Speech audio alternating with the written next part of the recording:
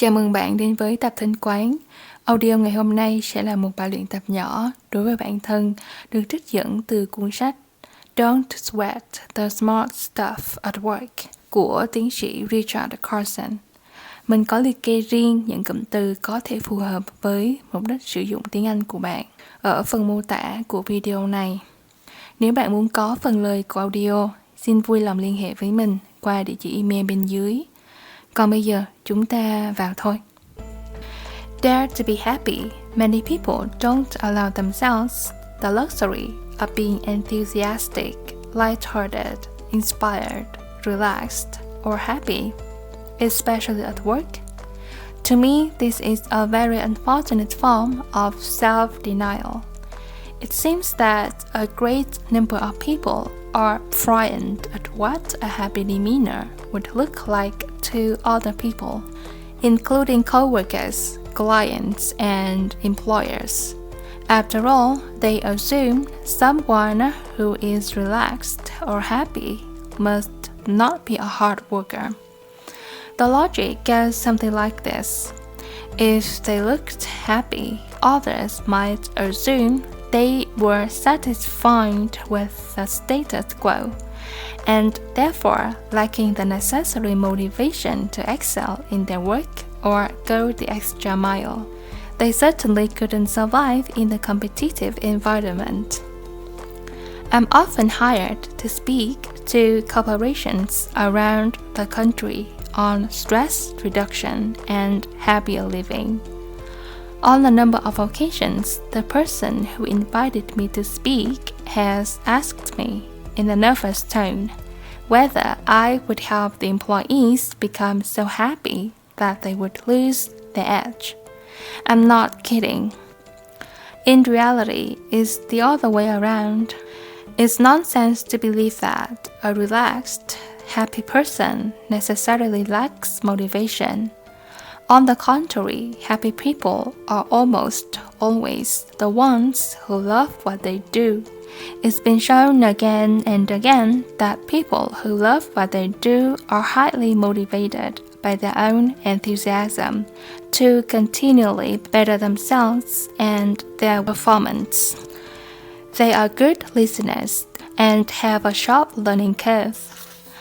In addition, happy workers are highly creative, charismatic, easy to be around, and good team players. Unhappy people, on the other hand, are often held back by their own misery or stress, which distracts them from success. Rigid, stressed-out people are a drag to be around and difficult to work with. They are the ones who lack motivation because they are so consumed with their own problems, lack of time, and stress. Unhappy people often feel victimized by others and their working conditions. It's difficult for them to be solution-oriented because everything is seen as someone else's fault. In addition, they are usually poor team players because they are often self-centered and preoccupied with their own issues. They are defensive and almost always poor listeners. If they are successful, it's despite their unhappiness, not because of it. In fact, if an unhappy, stressed-out person can learn to become happier, he or she will become even more successful. I felt this strategy would be an excellent way to introduce this book, because one of my goals is to convince you that it's okay to be happy, kind, patient, more relaxed, and forgiving. It's to your advantage, personally and professionally. You won't lose your edge, nor will you be walked on. I can assure you that you won't become apathetic, uncaring, or unmotivated. To the contrary, you feel more inspired, creative, and driven to make an even greater contribution than you do right now. You'll see solutions and opportunities where others see problems. Likewise, rather than being discouraged by setbacks or failures, you'll bounce back quickly and resiliently.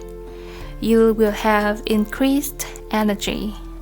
You'll be able to work in the eye of a storm. And because you'll be so level-headed, you'll be the one who is looked to when tough decisions need to be made. You will rise to the top. If you dare to be happy, your life will begin to change immediately. Your life and your work will take on greater significance and will be experienced as an extraordinary adventure. You'll be loved by others, and without a doubt, you'll be sweating the small stuff far less often at work.